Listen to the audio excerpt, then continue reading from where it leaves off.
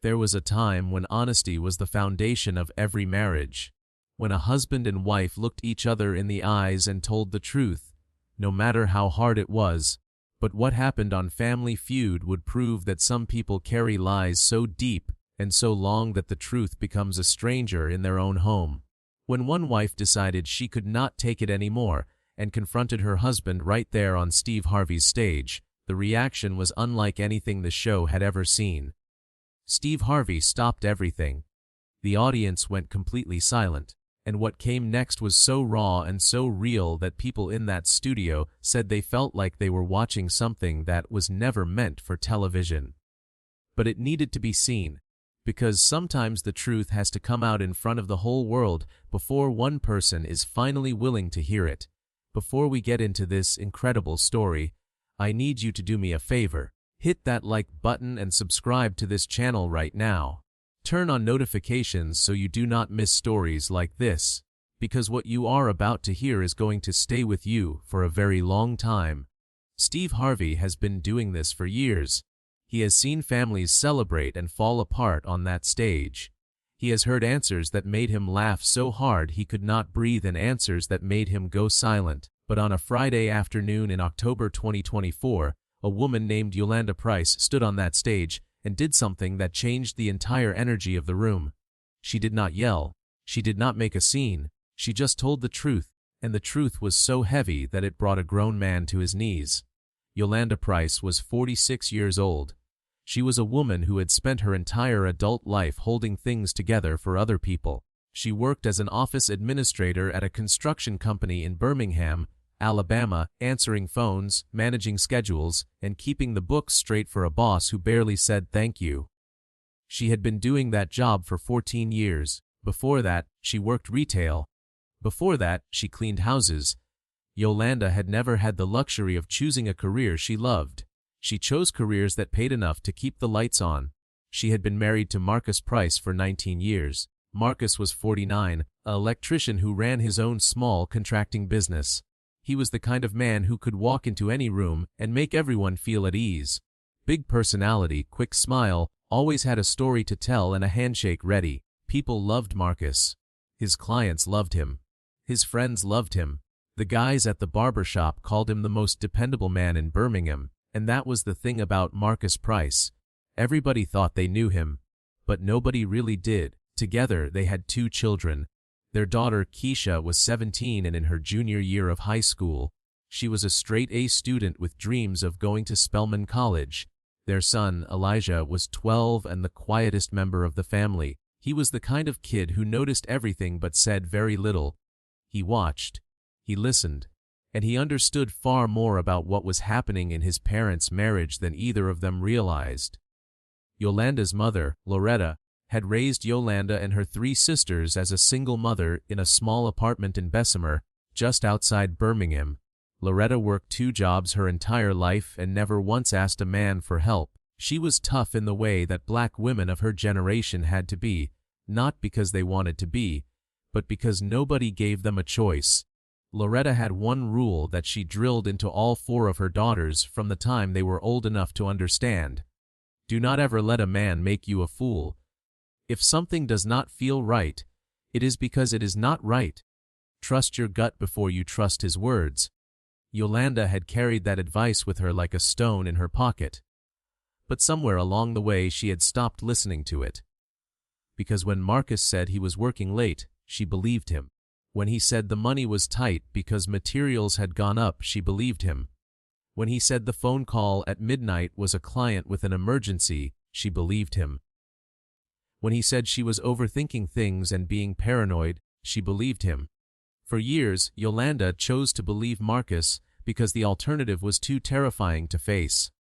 The alternative meant that the life she had built, the family she had sacrificed for, the man she had trusted with everything, was built on a foundation of lies. But the cracks had been showing for a long time. Small things at first. Marcus would leave for work at 7 in the morning and not come home until 10 at night, claiming he was on a job site, but the truck would not have a speck of dust on it. He would say he had been pouring concrete all day, but his boots would be clean. He started keeping his phone face down on the table. He changed the passcode 3 times in 6 months. He would step out of the room to take calls and come back with a different energy, distracted and distant, like his mind was somewhere else entirely. Then came the financial lies. Marcus told Yolanda that business was slow and they needed to cut back. She stopped getting her hair done. She started buying store-brand groceries. She put off taking Keisha to the doctor for a knee injury because the copay was $75 and Marcus said they could not afford it. Meanwhile, Yolanda noticed new tools in the garage that cost hundreds of dollars. She noticed charges on the business credit card for dinners at restaurants she had never heard of, always for 2 people, always on the nights Marcus said he was working late. The breaking point came 3 months before the Family Feud taping. Yolanda was doing the household taxes, something Marcus always insisted on handling himself but had fallen behind on. She opened a manila envelope she found in his truck and discovered a lease agreement for an apartment across town, an apartment in Marcus's name, an apartment she had never heard of, never seen, and never been told about. The lease was 14 months old. For over a year, her husband had been renting an apartment that she did not know existed, paid for with money he told her they did not have. Yolanda did not confront him that night. She did not scream or throw things or pack a bag. She sat in the bathroom with the door locked and the shower running so no one could hear her, and she cried until she had nothing left. Then she washed her face, went to bed, and started planning. Not planning to leave. Not planning revenge. Planning the moment when she would finally make Marcus tell the truth, because Yolanda knew her husband. She knew that behind closed doors he would deny everything, deflect, and make her feel crazy, the same way he had been doing for years. She needed witnesses. She needed a moment so public that Marcus could not run from it. When Keisha mentioned that she had applied for the family to be on Family Feud months ago, and they had just been selected, Yolanda felt something shift inside her chest. She looked at her daughter's excited face and thought about Loretta's words. "Do not let a man make you a fool." Yolanda was done being a fool. She agreed to go on the show, and she knew exactly what she was going to do when she got there. The Price family was matched against the Gutierrez family from El Paso, Texas. The Gutierrez family was 3 generations strong, led by a grandmother named Abuela Marta who spoke mostly in Spanish, and whose family translated her answers with so much love and laughter that the audience fell in love with them instantly. Steve Harvey tried his best Spanish with Abuela Marta and botched it so badly that even she was laughing. It was exactly the kind of warm, joyful television that Family Feud was built for. The Price family started fine. Marcus was in full performance mode, shaking Steve's hand, cracking jokes, playing the lovable family man for the cameras. He put his arm around Yolanda. He called her, "my queen," in front of the audience. He told Steve they had been married 19 years and every day was better than the last. Steve smiled and said, "Now that is what I like to hear." Yolanda smiled too. But Keisha, standing behind her mother, noticed that her mother's smile was the same one she wore when relatives came over and asked how things were going. Polished on the outside, hollow underneath. The game moved through the first 2 rounds without incident. The Prices won 1 round. The Gutierrez family won another. The energy in the studio was good. The audience was engaged. Everything was moving along the way it was supposed to. Then Steve read the question for round 3. We surveyed 100 married people. Name a lie your spouse has told you that you pretended to believe. The audience laughed. It was designed to be one of those playful questions where couples poke fun at each other's little white lies. The expected answers were things like, "I'm fine," "I'm not mad," "I didn't eat your leftovers." Harmless, relatable, funny. Marcus was at the podium for the face-off. He buzzed in quickly and said, "She told me she was fine with the budget," giving a grin to the audience and gesturing toward Yolanda like it was a cute inside joke between spouses. The audience chuckled. The board showed it was a decent answer, but now it was the Price family's turn to play. The answers went around the group. Keisha gave a safe answer. Yolanda's sister Denitra gave a funny one. Then it came back around to Yolanda for the final shot. The family needed one more answer to avoid a strike. Yolanda stepped to the center. She looked at the board. She looked at Steve.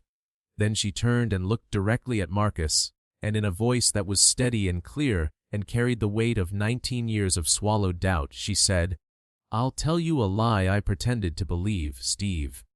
My husband told me he was working late every night. I pretended to believe that for 2 years. He told me we did not have money for our daughter's doctor visit. I pretended to believe that too.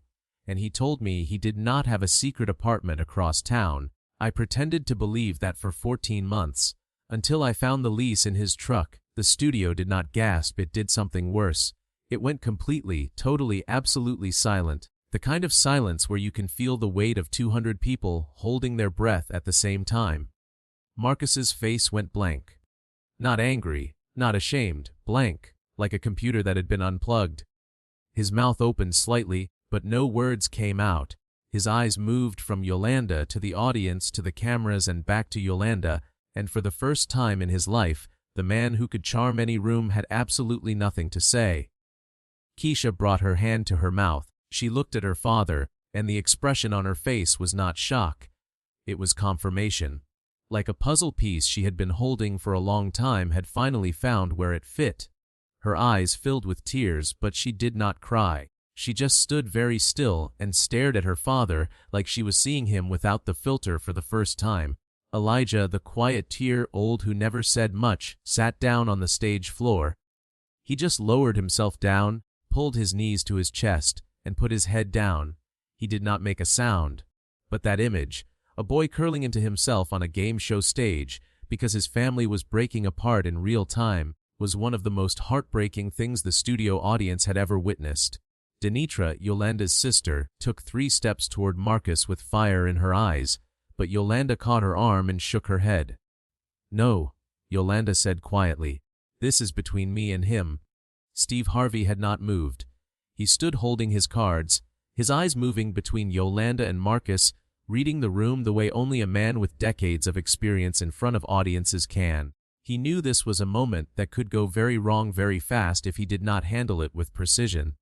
This was not a comedic bit. This was not a viral moment waiting to happen. This was a family in crisis on live television, and what he did next would matter. Steve set his cards on the podium. He loosened his shoulders.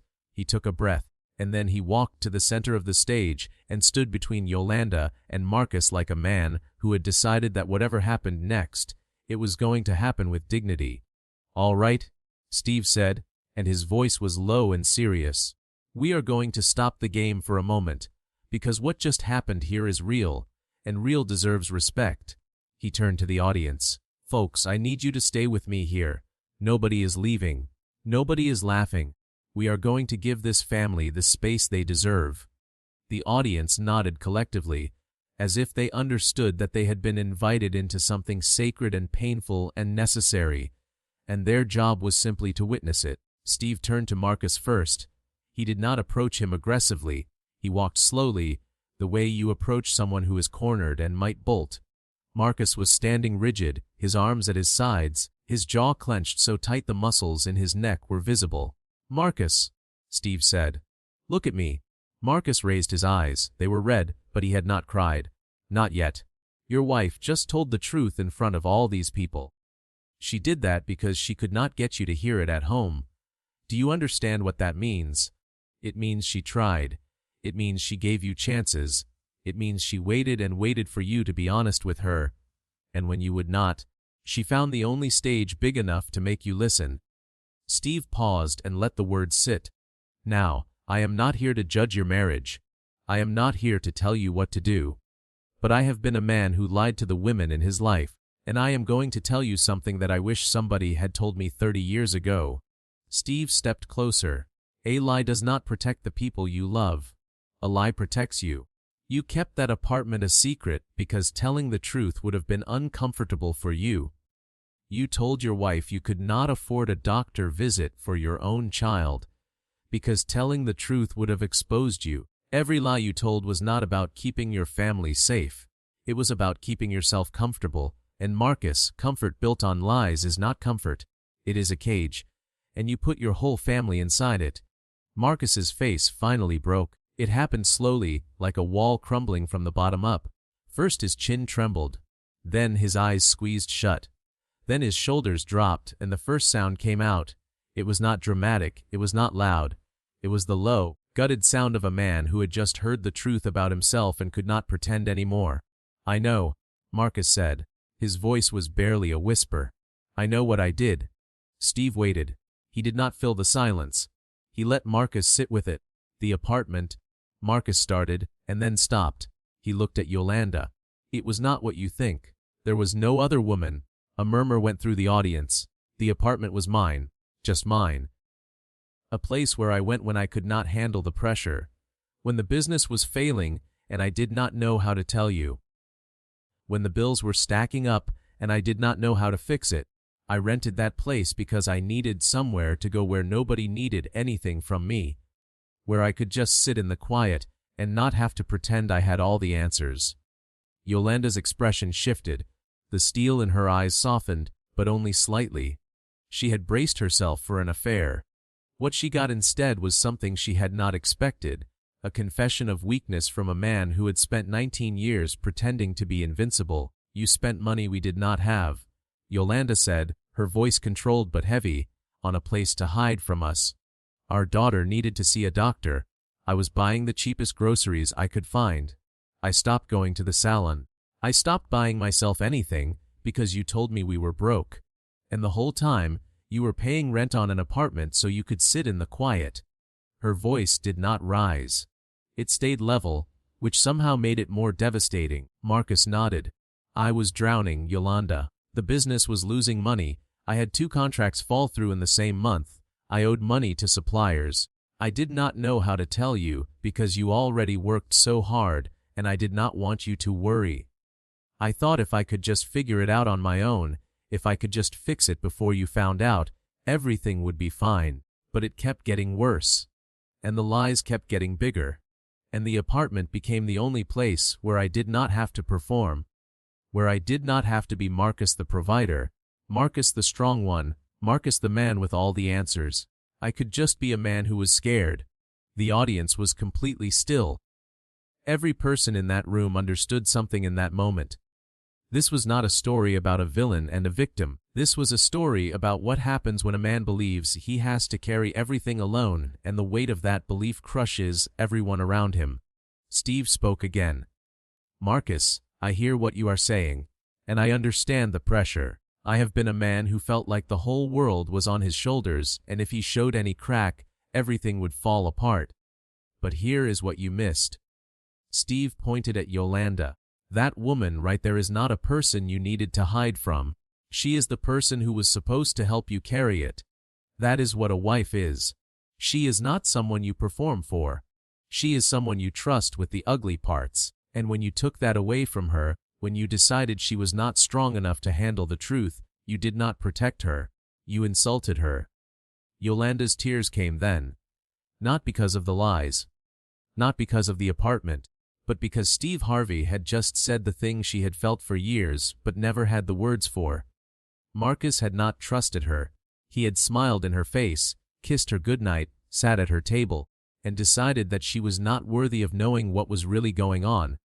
That was the real betrayal. Not the money. Not the apartment. The decision that she was someone to be managed, not partnered with. "That is what hurt the most," Yolanda said, looking at Marcus. "Not the apartment, not the money. It is that you looked at me every single day and decided I was not strong enough to handle the truth. Marcus, I grew up watching my mother raise 4 girls on 2 jobs. I have worked every day since I was 16 years old. I held this family together on nights when you did not come home. I am the strongest person you know, and you treated me like I was fragile." Marcus looked at his wife, and something shifted in his eyes. Not just guilt, recognition. Like he was finally seeing the woman he had married and realizing that the person he had been trying to protect was always stronger than him. "You are right," Marcus said. "You are the strongest person I know. And I was a coward. I was too scared to let you see me fail, because I thought if you saw me fail you would leave." Yolanda shook her head. "I would not have left, Marcus. I would have sat down at that table with you and figured it out. Together. The way married people are supposed to. But you never gave me the chance." Keisha stepped forward.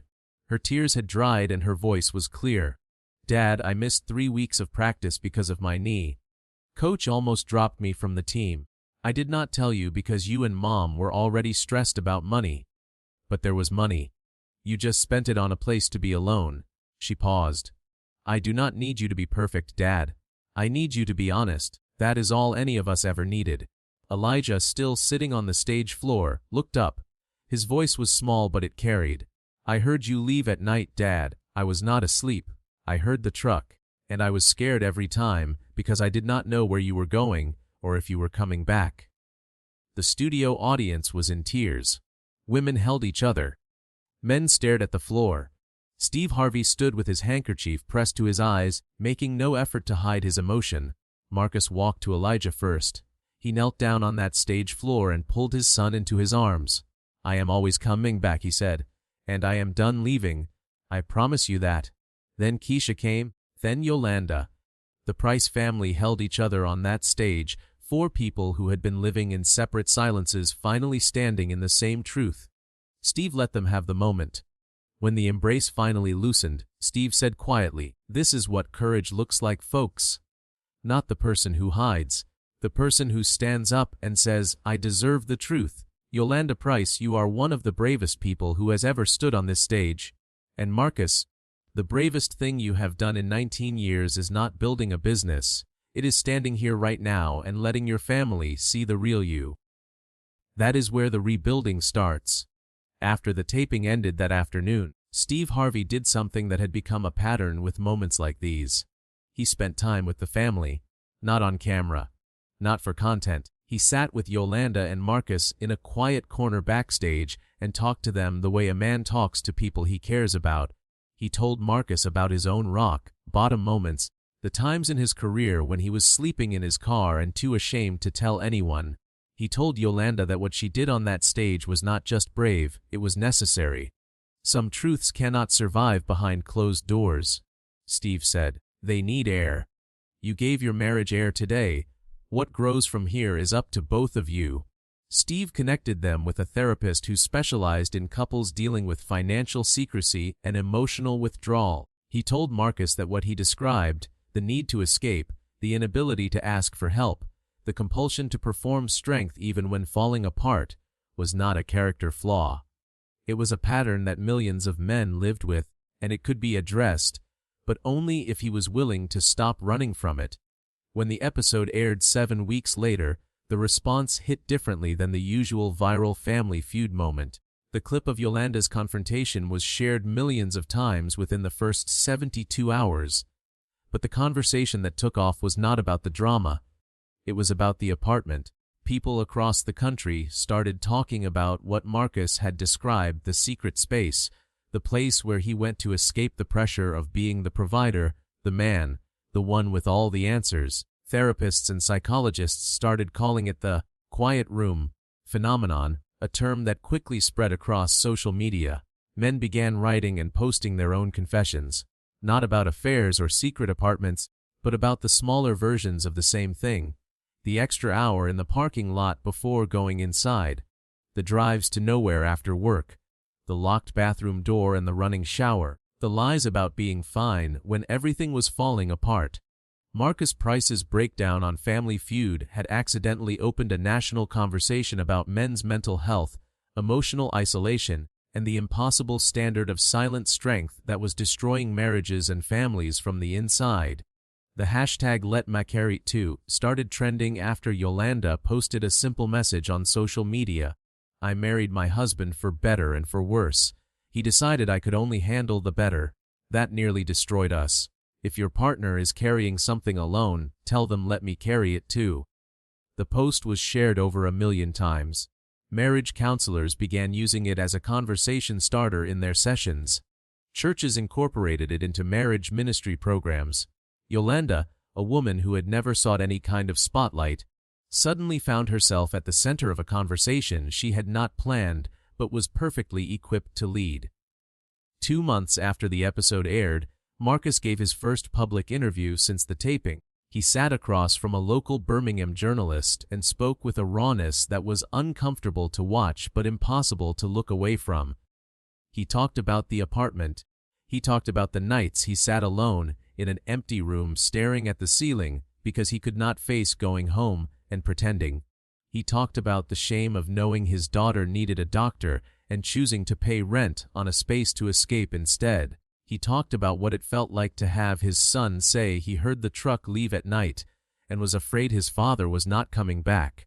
"I thought I was protecting my family by being strong," Marcus said, "but my version of strong was just silent, and silence is not strength.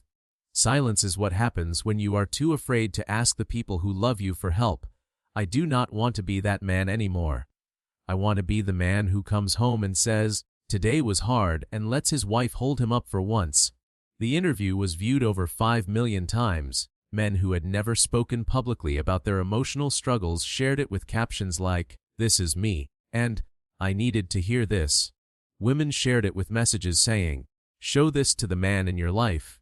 It was not polished. It was not rehearsed. It was just a man being honest about the cost of pretending.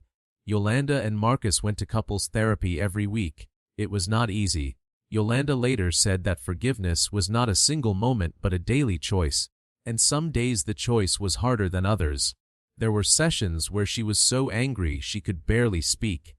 There were sessions where Marcus sat in silence for 20 minutes before he could get a word out.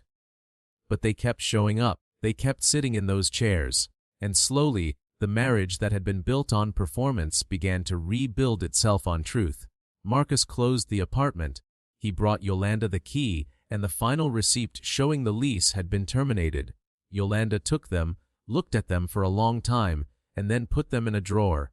"I am not keeping these because I do not trust you," she said. "I am keeping them because I never want us to forget what secrets cost." 6 months after the episode, Family Feud did a follow-up segment. The Price family walked back on stage to a standing ovation.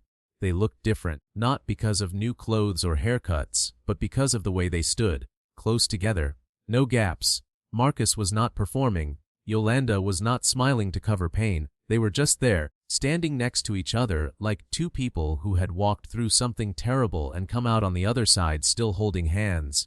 Steve Harvey greeted them with genuine warmth. "How are we doing?" he asked. Marcus answered first. "We are doing the work, Steve. Every day. It is the hardest thing I have ever done. Harder than starting a business. Harder than anything I have ever built with my hands. But Yolanda is worth it. My children are worth it. And being honest, even when it is ugly, is worth it." Yolanda spoke next, and her words became the most shared quote from the entire follow-up. "My mother told me, 'Do not let a man make you a fool.' For a long time, I thought that meant do not let him lie to you, but now I understand it differently. It means do not let his fear keep you from your strength. I am strong enough to handle the truth. I always was, and now Marcus knows that too." Keisha had been accepted to Spelman College. She stood on that stage and announced it, and the audience went wild. She looked at her parents and said, "You two taught me something this year. You taught me that a family is not perfect people pretending everything is fine. A family is imperfect people who love each other enough to fight for the truth. That is what I am taking with me to college." Elijah, now 13, had written a short essay for school about what he had learned from watching his parents. His teacher submitted it to a local writing contest and it won first place. The final line read, "My dad used to leave at night because he was scared. Now he stays because he is brave. I want to be brave like that when I grow up." Steve Harvey, reading Elijah's essay on camera, had to stop twice to compose himself. When he finished, he looked at Marcus and said, "That boy is watching you. Everything you do from this moment forward, he is watching. And right now, he is seeing a man who chose truth over comfort. That is the greatest thing a father can teach his son." The ripple effects of the Price family's story continued to grow.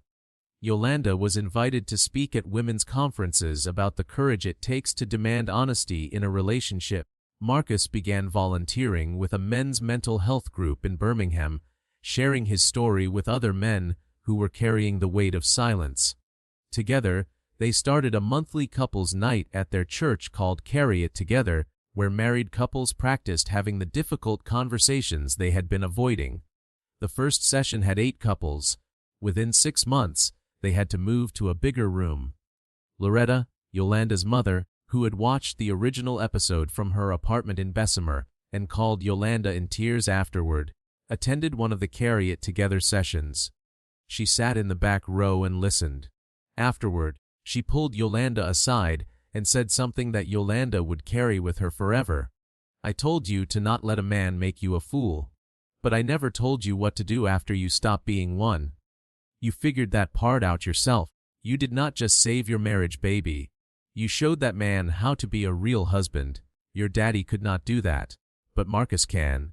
Because you gave him the chance." Years later, when people asked Yolanda about that moment on Family Feud, she always gave the same answer. "I did not go on that show to embarrass Marcus. I went because I loved him too much to let the lies continue. My mother taught me to be strong. But strength is not about standing alone. It is about standing up and saying, 'We are going to face this together, even if it hurts.' That is what I did, and it was the scariest and the best thing I have ever done." Steve Harvey continued to reference the Price family in interviews and on his platforms. He called Yolanda's moment one of the most courageous things he had ever witnessed. She did not tear her husband down. Steve would say, "She pulled the truth up." There is a difference. Tearing someone down leaves wreckage. Pulling the truth up plants a seed. And what grew from that seed was a stronger family, a better man, and a marriage that finally had a real foundation under it. The story of Yolanda and Marcus Price is a testament to the power of refusing to live inside someone else's lie. It is a reminder that secrets do not protect families. They imprison them. And it is proof that the hardest conversation you have ever had might also be the one that saves everything you love. If this story moved you, if it made you think about the truths that need to be spoken in your own life, then please hit that like button and subscribe to this channel. Share this video with someone who needs to hear it today. And if you are carrying something alone, let someone carry it with you. That is not weakness. That is love. We will see you in the next one.